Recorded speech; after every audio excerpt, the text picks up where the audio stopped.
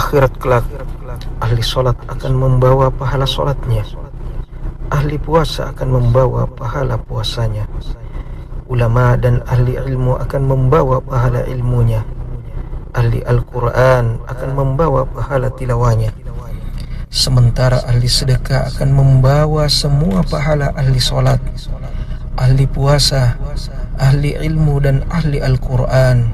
Kenapa? Karena dengan hartanya dia telah membantu tersebarnya ilmu. Dengan hartanya dia telah membantu pembangunan atau renovasi masjid. Tempat ahli solat melakukan solat. Tempat ahli ilmu mengajarkan ilmunya. Tempat para penuntut ilmu belajar dan bermajlis. Dengan itu dia meraih pahala orang-orang yang solat, orang-orang yang mengajarkan ilmu dan belajar serta bermajlis ilmu. Dengan hartanya dia memberikan makan orang-orang yang berpuasa. Dengan itu dia meraih pahala orang yang berpuasa. Dengan hartanya dia telah mencetak serta menyebarkan Al-Quran dan kitab-kitab para ulama. Semua pahala mereka akan diraih oleh ahli sedekah.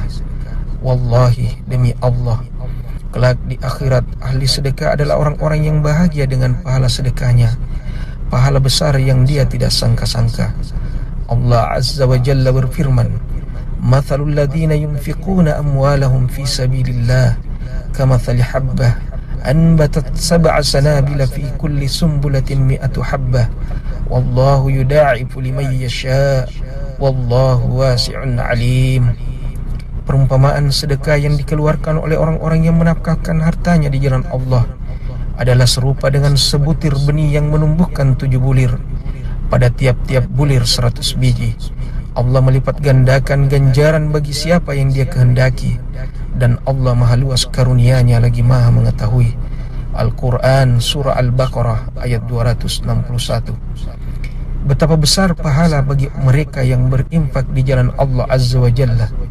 Allah melipat gandakan ganjaran bagi siapa yang dia kehendaki. Sungguh Allah maha luas karunia-Nya lagi maha mengetahui. Rasulullah sallallahu alaihi wasallam bersabda, "Man tasaddaqa bi'adli tamaratin min qasbin tayyibin wa la yaqbalu Allahu illa at-tayyibah wa inna Allah yataqabbaluha bi yaminihi thumma yurabbiha li sahibiha kama yurabbi ahadukum faluwah hatta takuna mithlal jabal." Barang siapa yang bersedekah dengan sebutir kurma hasil dari usahanya sendiri yang baik, sedangkan Allah tidak menerima kecuali yang baik saja, maka sungguh Allah akan menerimanya dengan tangan kanannya.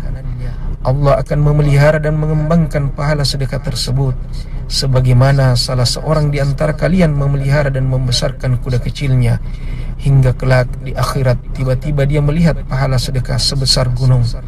Hadis ini sahih riwayat Al-Bukhari dan Muslim. Lihatlah, Allah Azza wa Jal tidak melihat seberapa besar yang kita sedekahkan, namun Allah melihat ketakwaan hati kita. Ketika kita berkorban di jalan Allah sekecil apapun itu, Allah akan memeliharanya. Allah akan mengembangbiakannya menjadi besar, jauh lebih besar dari yang kita bayangkan. Untuk itu, berinfaklah, berikanlah sedekah dari harta kita untuk membantu saudara-saudara kita, membantu orang-orang yang berjuang di jalan Allah Azza wa Jal, membantu guru-guru kita yang berjuang menyelamatkan akidah dan mencerdaskan umat, membantu mereka para tenaga medis di tengah wabah ini, membantu mereka para relawan sosial yang berada di garis depan dan rela meninggalkan keluarga yang mereka cintai, yang bahkan mempertaruhkan kesehatan dan jiwa mereka untuk menolong sesama.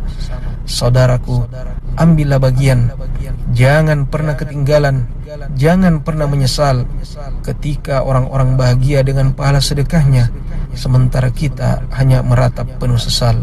Na'udzubillah min dzalik.